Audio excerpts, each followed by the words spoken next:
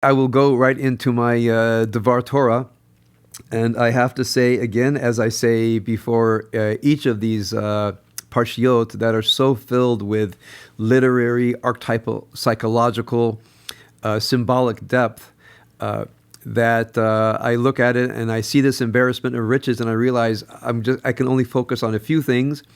Sometimes I like to take a look at the larger field, and sometimes dig a mine shaft into just a few of the words. So as I've been contemplating what I want to say, I think today is one of those mine shaft days where I'll be digging deep in. I do want to share with you a book that has guided some of my thinking. It's a book by Max Scheler, and in the, I think, Resentiment, if I'm saying it correctly, is resentment in English, but it's come up as a concept in psychological literature. Typically not something covered in psychological schools, but it's been such an important book in not only psychology, but also in social psychology, that I think it infuses this story. Let me just read from the back cover. Scheler lived in the early part of the 20th century, if I'm not mistaken. Let's...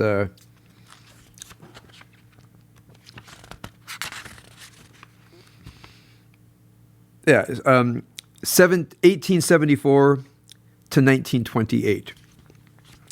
So this is what you might call part of the beginning of what is called philosophic psychology, meaning instead of the Freudian analysis, but rather philosophizing on the human condition through psychological insights. So here's the back cover. And again, I'll use what I've heard is the French way to say this word. Ressentiment, meaning resentment, is an incurable, persistent feeling of hating and despising, which occurs in certain individuals and groups. It takes its root in equally incurable impotencies and weaknesses that those subjects constantly suffer from. These impotencies generate either individual or collective, but always negative emotions. They can permeate a whole culture, an era, an entire moral system. The feeling of ressentiment leads to false moral judgments made on other people who people presume are devoid of the feeling.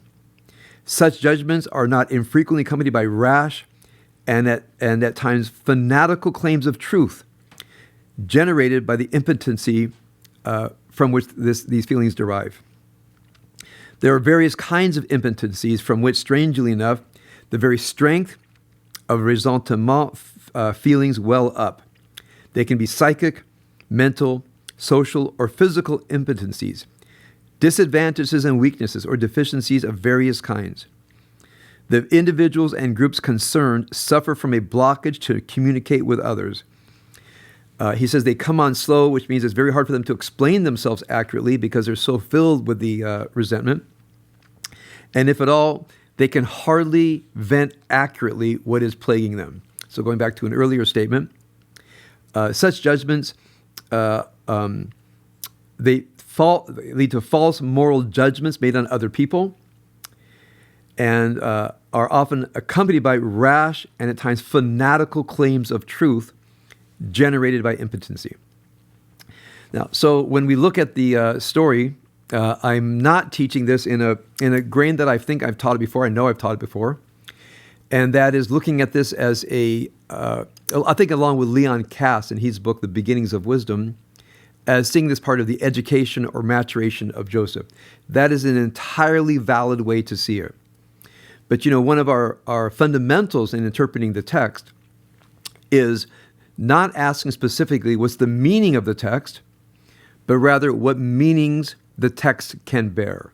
I'll say that again. We don't only pursue the meaning of the text, but rather understanding what meanings the text can bear.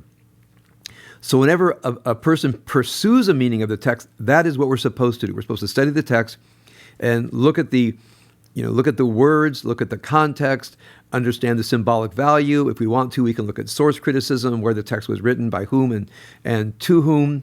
We want to understand it's what's called its history of interpretations, which means how have others through the generations understood this text.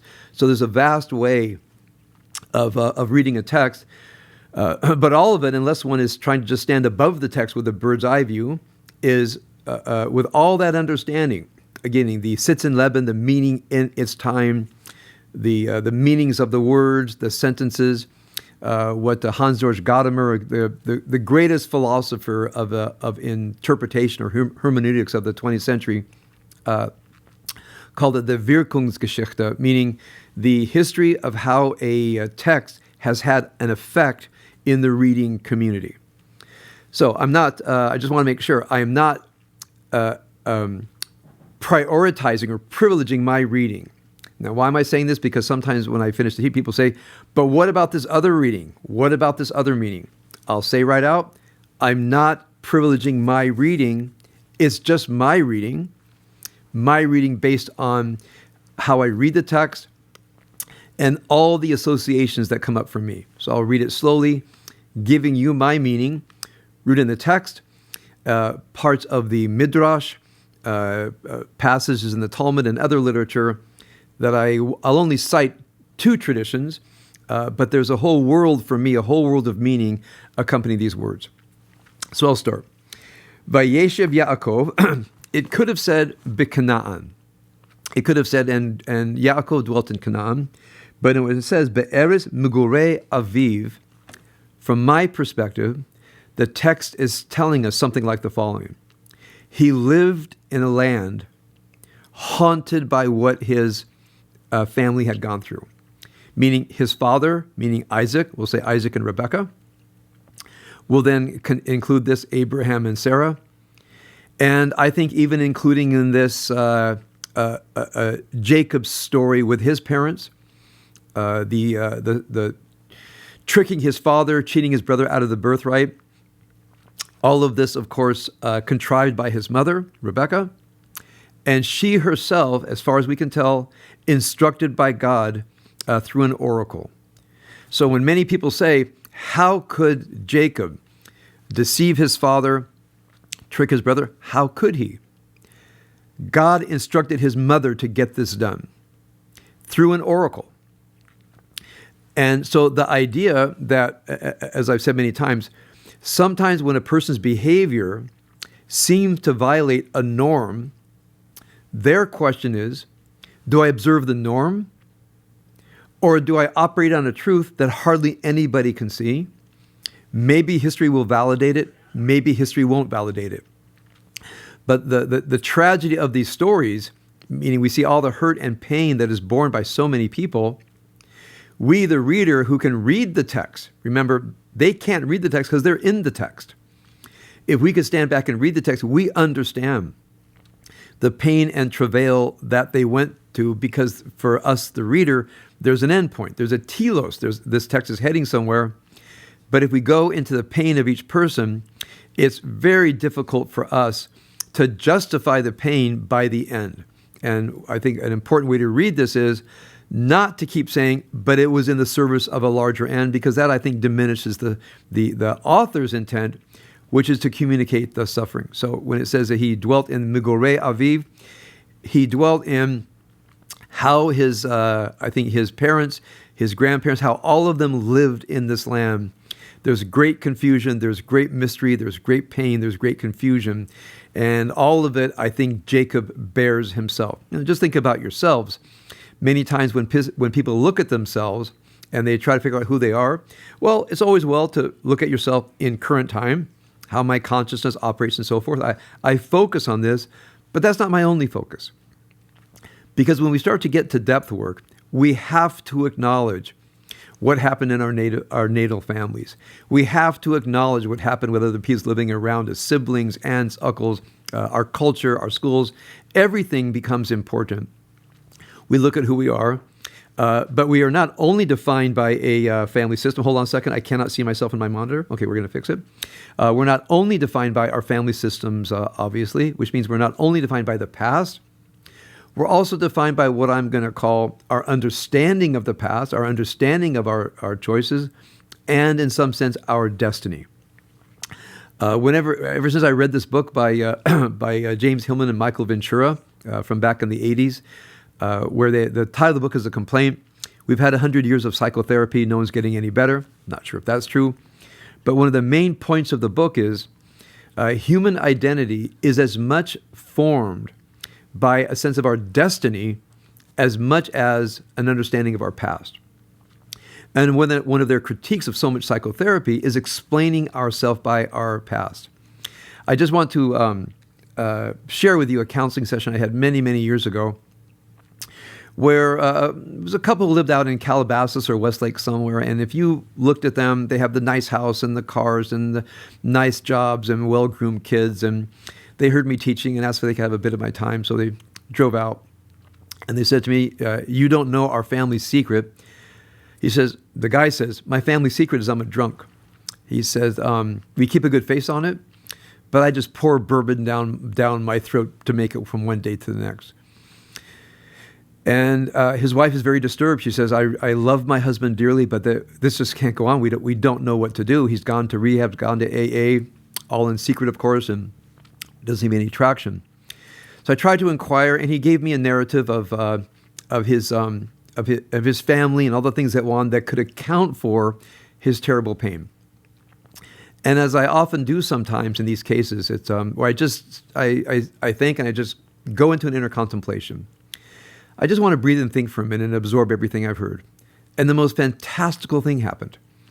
I had an image of him writing poetry in a cafe in Vienna in the 1920s, out of nowhere. And I looked and I said to him, are you a poet? And he almost fell over. And they looked at each other and said, how could you have possibly known that? I said, I don't know how I could have known it, but it just came to me. He said, I want to be a poet. And his wife says, he's actually written some nice poetry. He says, yeah, but where I live, the world that I live in, which is about success and climbing the corporate ladder, if I told people I was a poet, I'd be laughed out of my neighborhood. I'd be laughed out of my job. Nobody I know is a poet. And it would destroy my reputation. They meant it utterly seriously. A real sense that they would be, as it were, banished by their friends if he said, my main identity is a poet. And we talked about it for a bit. And I offered them, I said, well, I think you have one of two choices. Be a secret drunk or come out as a poet. I think you have to choose your destiny now. Because in my mind, if you don't choose to be a poet, you're choosing to be a drunk. And I said, I believe you. There will be terrible consequences if you come out as a poet. And you tell people, yeah, I have a day job so that I can write poetry. But as I spoke with them, I said, I'm getting a sense that you have a poet soul. And when you have a poet soul, when you have, sometimes I refer to this as the weight of the angels upon us. You know, not everybody's endowed with the poet soul. Not everybody's endowed with a writer's soul. But when you have that, the past is not what determines you. It is not fully determinative. Using this metaphor, the past is where the angels are leading you. And if you refuse to go along with the angels, well, one thing you do is you medicate and you drink. And so I remember I read this in Michael Ventura and James Hillman. And it's always meant a lot to me, by the way. Am I who I am because of my past? Certainly. But am I more who I am because of my destiny? I don't mean a foretold destiny. I don't mean a written destiny. But the destiny that I am creating for myself in some ways led forward into life by a search for meaning and a search for purpose. So I'm not here because of what's happened. I'm here because of the purpose and meaning that, as it were, I'm putting out and that in some way seems to be drawing me forward. So now when Yaakov lives in Mugurei Aviv and all this horror going on around him, the question is, what are they going to do with this? Well, we already know from the story that one thing that has happened is, as we'll see very quickly, his brothers dwell in the Mugurim of resentment, of the Bible says tina. In fact, as part of the, when I think about writing the teaching of Rebecca, based on Leviticus 19 and the last parts, we are forbidden to keep revenge, to keep resentment. And I think that's part of in my imaginary teaching of Rebecca to Esau, she says, don't resent, it will kill you. Everything will be different. You will never think clearly. You will never have good moral judgment if resentment, even resentment that is rooted in what other people have done. A bad thing was done to you. God did it, I did it, your brother did it. We all did a bad thing to you. But you can live in what was done to you.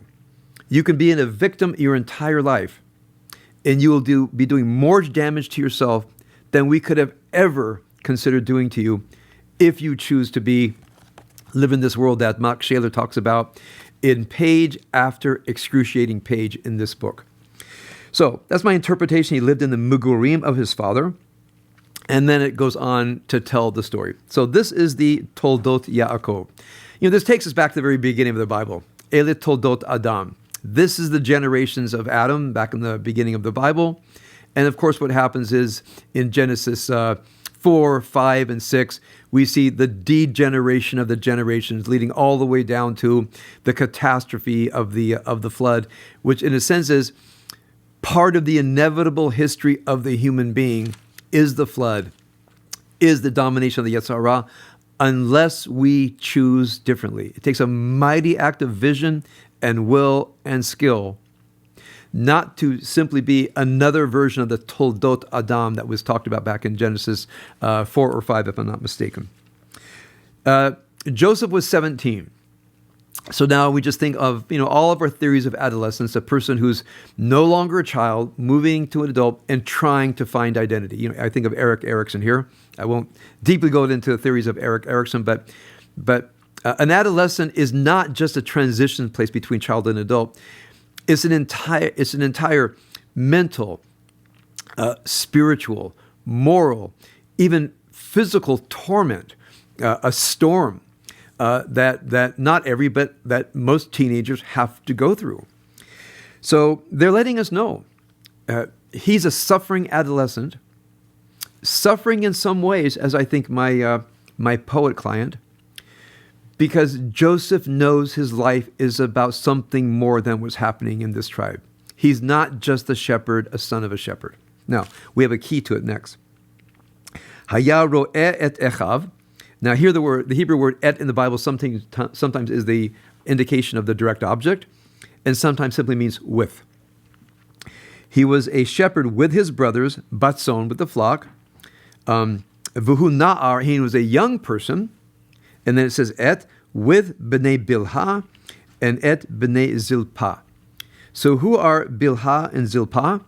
Well, they are the concubines of his father. Who are they not?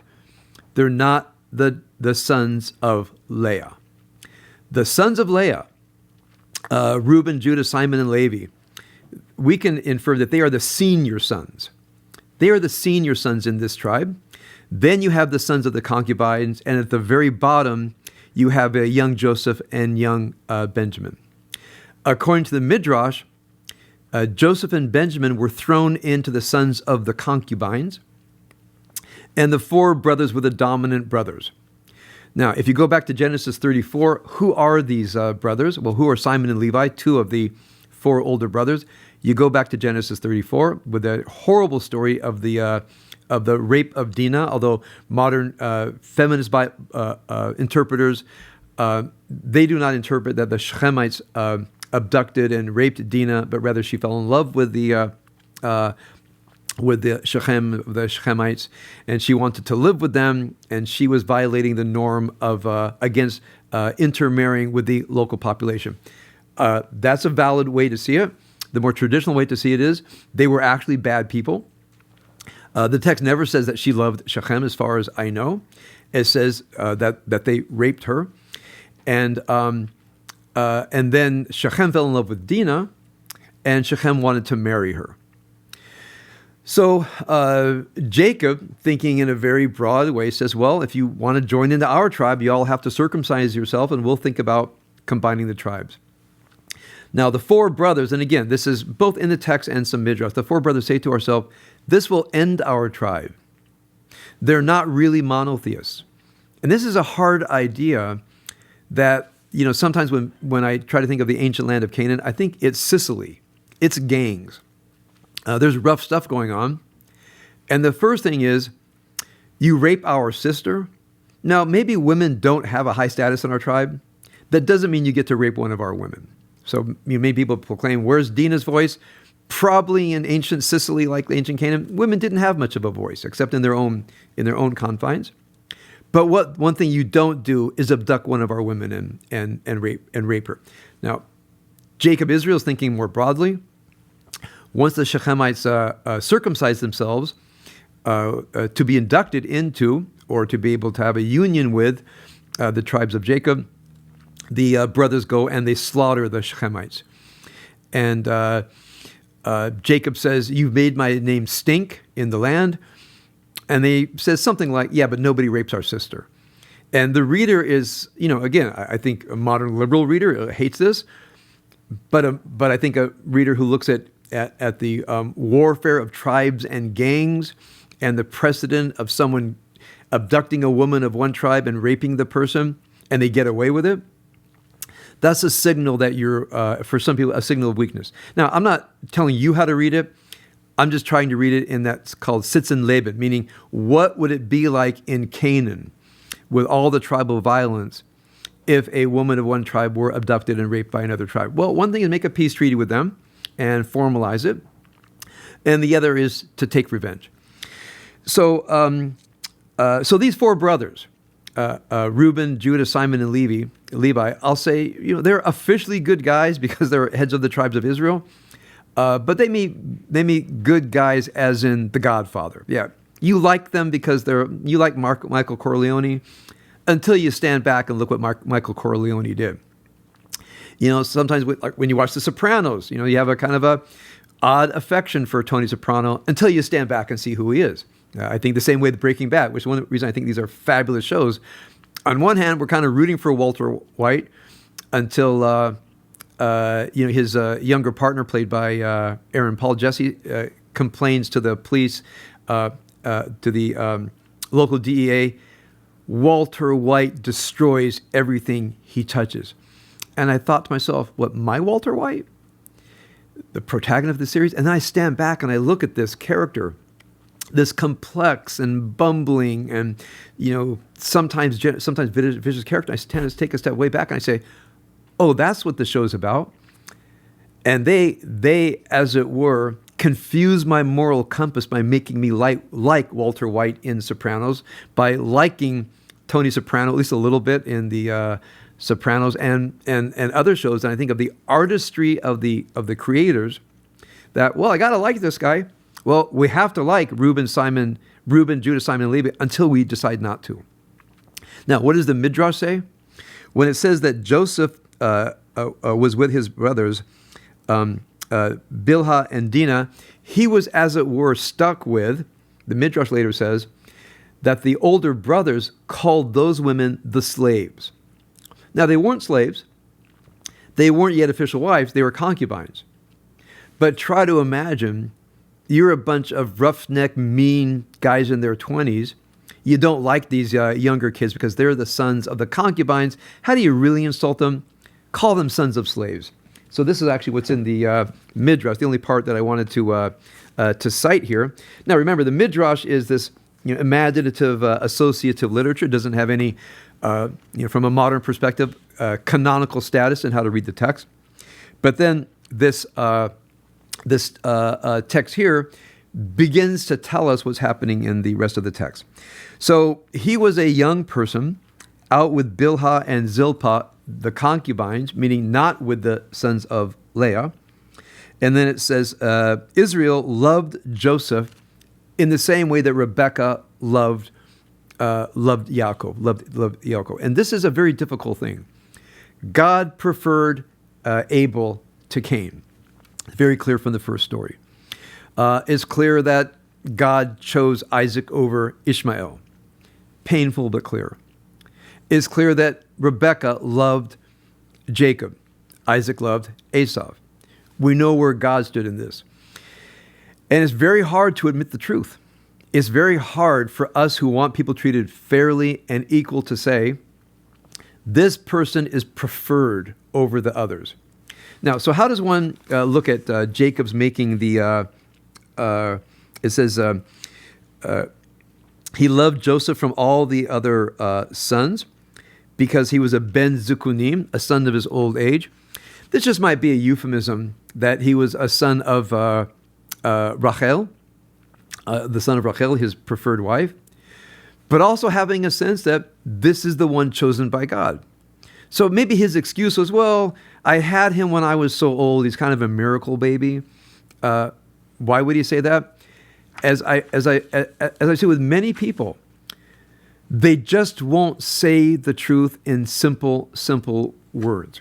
Again, I go back to counseling situations, maybe even 15 years ago, where there's a conflict between a family of the son-in-law with the wife's parents, and I'm hearing it, and I said to the son-in-law, I said, I don't think you really like your wife's parents. He goes, no, I love them. They're really great people. They're really great people. No, I love them. And I said, well, you already told me a couple stories that doesn't sound like they're such great people. Can you tell me some stories where there are great people that exemplify their love for you and your love of them? I said, because maybe I haven't got the full story. I'm waiting. Pause. Beat. He says, well, it's not exactly like that. I said, look, we can talk for hours, or I can offer something that you can just reject. I don't think they like you very much, and I don't think you like them very much. Now, y'all can hide from this, or you can admit it and see what to do next. But clearly, I said to the young guy, I think from what I'm hearing here, you annoy them and they annoy you, but none of you want to face this fact. And instead, pretend you all like each other while you're passive-aggressively throwing barbs at each other. And the wife said, Rabbi, that's too painful for me to hear. I mean, to say that my parents don't really like my husband, and my husband doesn't like my parents, she said, I can't bear to hear that. I said, I'm really sorry. I might not be the guy, maybe I heard this up too much, but I really want to help you feel this. Take a deep breath. Take a really deep breath. Do they annoy each other? Yes.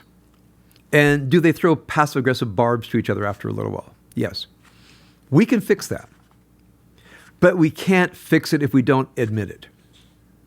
And, there's just a type of person that says, I don't want to admit that truth. It's too hard to hear. The person says, yeah, that's right. They do seem to get on each other's nerves. Let's find a way to fix this, and maybe they will love each other. But they're not going to love each other if we can't admit the truth and then master some virtue and some wisdom and try to look at different things going on and how to fix it. So here's what I think is happening with Jacob. Now remember, this is my reading. I'm not saying it's the right reading, the official reading. It's just my reading. The real thing Jacob wants to say is, we're not playing that game that my parents and God played with my brother, where Jacob's the preferred guy, but nobody gets to know about it. I'm just going to put it right out there. Joseph gets the mantle. Joseph receives the mantle of leadership. He has the mantle of the inherited leader of the tribe. Because I don't want the struggle that happened with Isaac and Ishmael. This is my imagination of Jacob's thinking. I don't want with Jacob speaking with me and my brother, where there was almost fratricide. I want to settle this right now.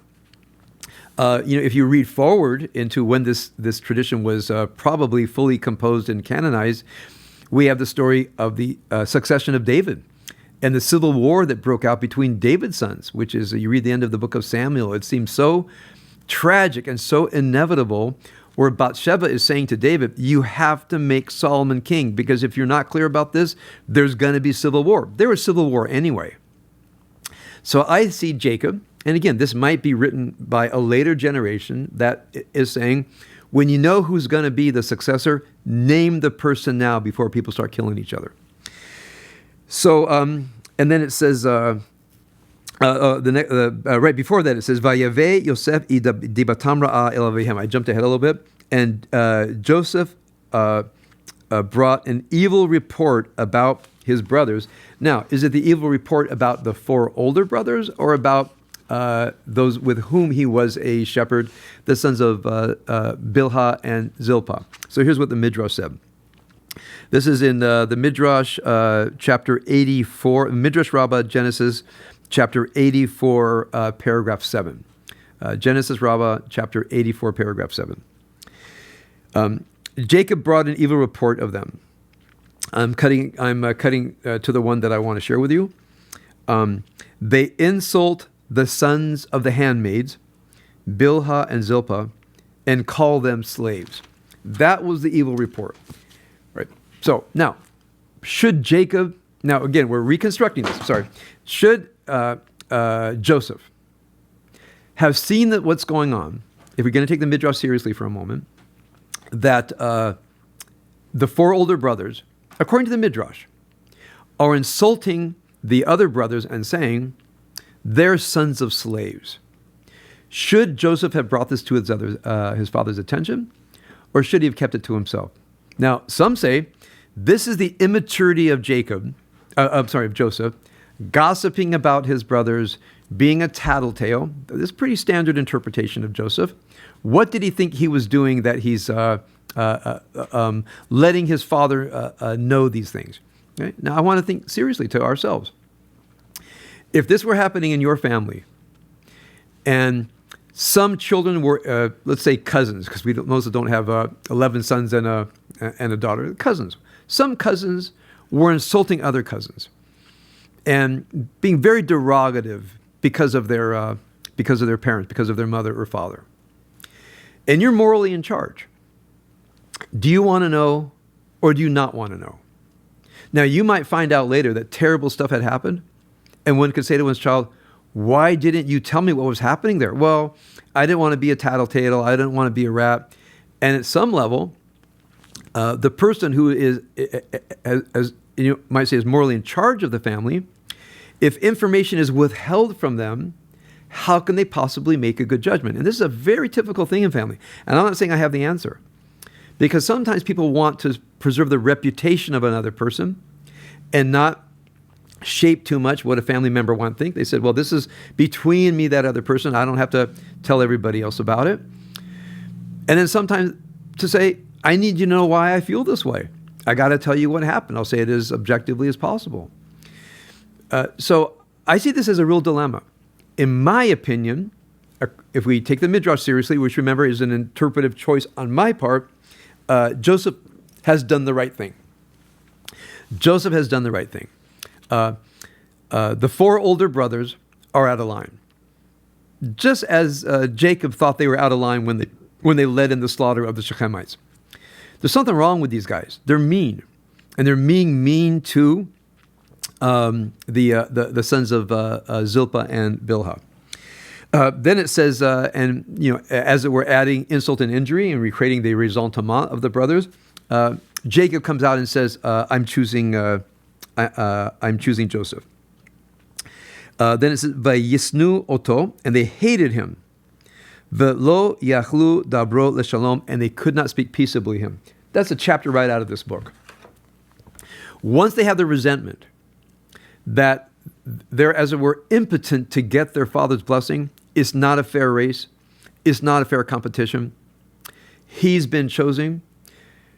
I think of Esau here. You have a few choices. One is, therefore I will hate. Therefore I will create a biased narrative because I have been found lesser than.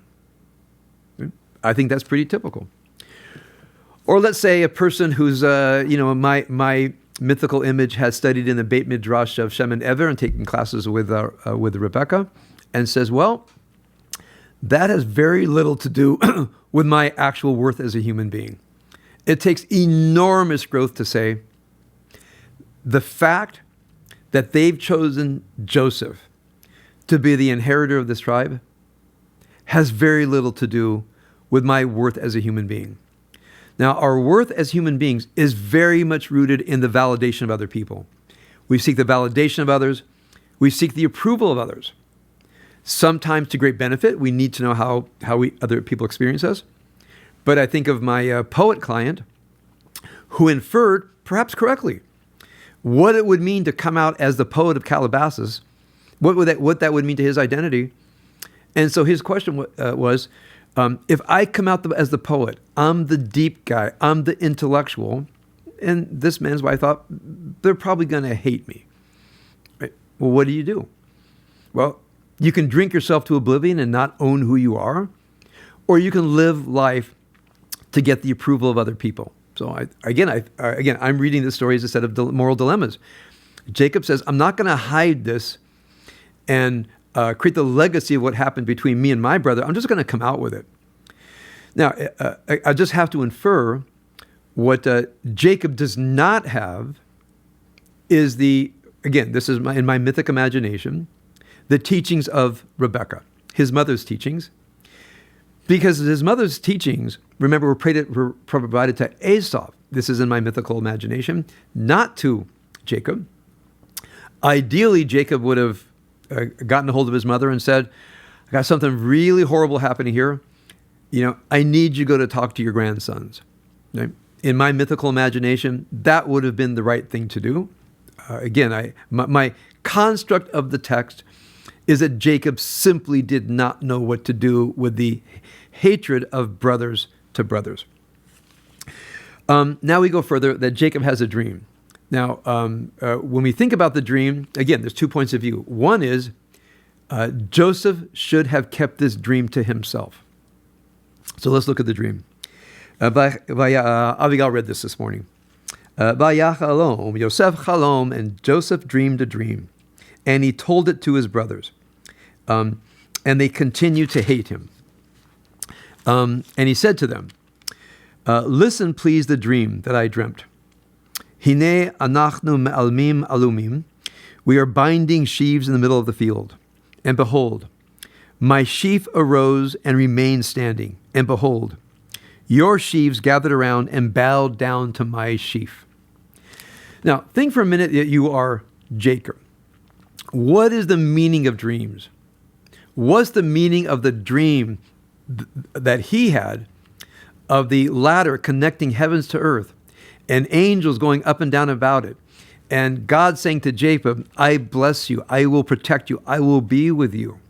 Now, if you have a dream, and the Talmud summarizes and says dreams are 1/60th prophecy, maybe more, and he has this dream, does he keep it to himself, or is he just out with it?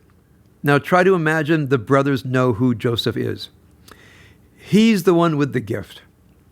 He's the deep one. He's the poetic one. It's just a fact. And he has this dream and they say, well, man, you are the deepest, smartest, one of the brothers. None of us compete with you. So that's probably a pretty true dream, right? Impossible in a way. Now remember, Joseph shares the dream to great ill effect. I have an acquaintance who got in hold with me, says, I need to share with you a book that I wrote. And I said, okay, we are a friend of a friend. And it was a book about Joseph being on the spectrum of Asperger's. And if you look at the story through the spectrum of Joseph suffering from something like Asperger's, Joseph can't read social cues. Maybe as he gets older, his brain will mesh and he'll see it better. But at this point, he says, I had a dream. I want to tell you my dream. Not understanding how this will affect others. In fact, when I've worked with families that have a child who has Asperger's or or some other, on the slightly autistic, their children are trained how to read other people. They're trained to understand the way that they have to self-censor their thoughts because they don't have an instinct, pardon me, of understanding how other people experience them. So they respond to him and say, would you then reign over us? Would you dominate us? And they hate him even more. Now, I'm thinking of my wisdom work technique, not unique to me, but I use this all the time with beginners. Don't use rhetorical questions. Are you saying, not rhetorically, actually, that you're destined to reign over us, that you're destined to dominate us? And Joseph says, I think I am. Maybe not. I think I am. And they might say, well, let's see what happens. We're not going to hate you because you had a dream. I mean, dreams are not voluntary. Maybe you shouldn't have told us, but you don't read social cues very well. Again, I'm trying to think of myself of these young men having studied with their grandmother, Rebecca. This could all have been handled differently. So in many ways, I'm seeing this story as one tragic moment after the other. And they hated him even more because of his dreams and because of his talk. Now, look at this. They hated him because of his dreams and his talk. Those dreams are not voluntary. He didn't make up those dreams. Those dreams were given to him. So it says, al chalomotav ve'al devarav, and the words that he said. Thank you, Mirav. And again, I think of Yosef, and by the way, my acquaintance, now friend, made a deep case, looking specifically from one section to the next, that just as today we have people with Asperger's who don't quite read social cues of others and tend to take people literally and say things literally, this might have been Joseph. By the way, there are many people in the Bible that are described as being, as it were, I forget what the official word is. I'll say different from others, different from the mainstream. So they didn't like his dreams, and they didn't like the way that he talked. He tended to talk in an unguarded way. Therefore, hate him. Therefore, want to kill him. That's one way to go. There's another way to go with greater maturity, acceptance, and understanding, which of course takes enormous inner work. Then he has another dream and told his brothers, look, I dreamt another dream. The sun, moon, and 11 stars were bowing down to me. And he told his father and his brothers. And it says here, Vayigar bo aviv, and Jacob scolded him. Vayomer lo, and said to him, what is this dream you have dreamt? Are we to come, I, your mother, and your brothers, to bow down to you to the ground? And they were envious of him. And then it says, Ve'aviv shamar et hadavar. So Jacob scolded him, and I think to myself, and again, I'm looking at my counseling experience, where a parent will scold the child for saying something that made another child envious. When I think of the parenting the soul of the child, there's a lot deeper work than that. One thing one can do, let's say, to the envious child is say, your brother, your sister is different from you. We're just going to have to accept that right there. And let me show you the ways that they're a little bit different. And right now, we're not talking better and worse, because better and worse is only your moral behavior. Right now, your brother's just a bit different. And here's what you can do. You can hate your brother, or you can not. And that same will with everybody else. That elementary and middle school are the worst places for a person who is in some ways other from the norm. The cruelty of late elementary and middle school. Sometimes when I remember my middle school, and as told my children, that middle school is a training ground for cruel, tormenting people, and a training ground for absorbing the cruelty and torment of others. That's something that I see here. Now look at Jacob. And Jacob says, instead of scolding his son, he could have parented his soul and said, let me know what's going on inside of you. And maybe even drawn out from Joseph. Something's happening with me. I have some sense of destiny inside of me. And Jacob could have reflected. One way you parent the soul of the child is to examine your own soul. And maybe Jacob could have said to himself, I remember that myself. I remember when I was a kid with your brother Esau, and the birthright was going to go to him. I could feel my own uneasiness. I could feel my mother's uneasiness. I didn't know that she had a talk with God that confirmed all this. I could see that my father was not going to deal with any of this, and I was alone there. So in my seeing this as an object tale of an object lessons, a narrative of lessons not learned, I think of Jacob sitting his son Joseph down. Let me hear what's happening in you. I know about it. Let me tell you about myself. Sitting with his other brothers, and it said, this book to be written can be about you or not be about you. It's up to you. I imagine Jacob having that conversation with his other sons. Now I'll finish in just a moment here. He goes out to they go out to shear the sheep, and he says, "Go after them. Go. I want you to take a look and bring me a report." So at some level, perhaps Jacob reconsiders and says, my older sons, they might be no good nicks. I don't know what they're doing out there. I don't want them out murdering anybody like they did with the Shechemites. I'll send Joseph, who seems to have enough character that he's not going around murdering people like his brothers. I'm going to send him out there and see what's going on. And by the way, when I think of the murderous rage of the brothers against the Shechemites, that was a training ground for murdering their own brother. Once you murder and get away with it, in my imagination, the next murder is less hard. So the man who discovered him, I won't talk about today. It's a very mysterious thing. We can spend an entire Shabbos morning in verse 15. Verse 18, they see him from afar, and they conspire to kill him. It says straight up in verse 19, it says they saw him from a distance. Vayit naklu, they evilly inspired lahamito, to murder him. And then, of course, you know the rest of the story. The rest of the story is Reuben reconsiders, Judah reconsiders. They have pangs of conscience. Reuben wants to free him. Judah doesn't want to kill him. And that sets forth the narrative that reaches its ultimate denouement in Genesis chapter 49.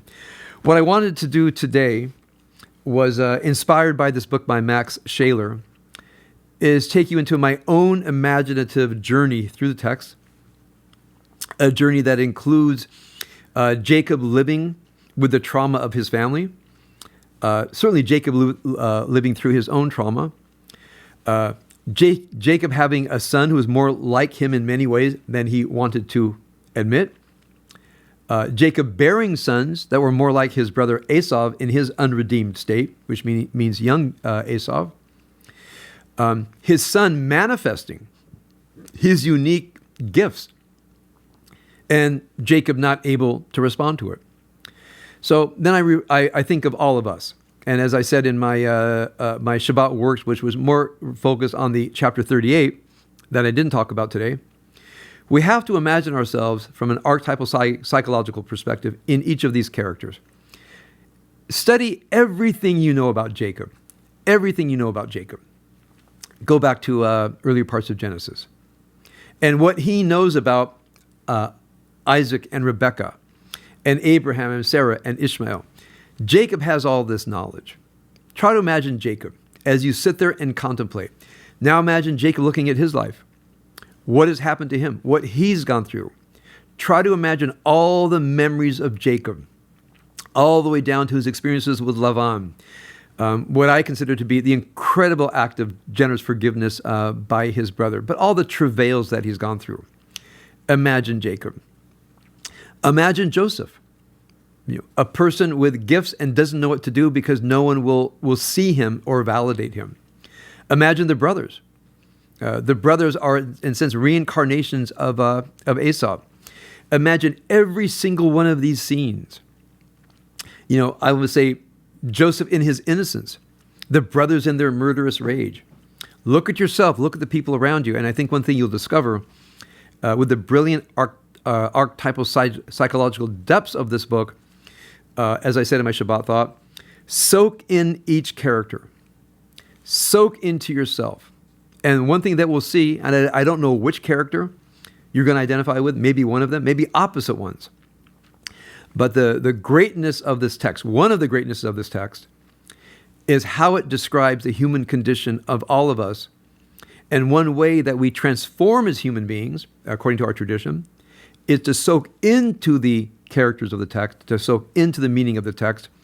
Let it stew within us. Let it sort itself out. Let it, as it were, form within us.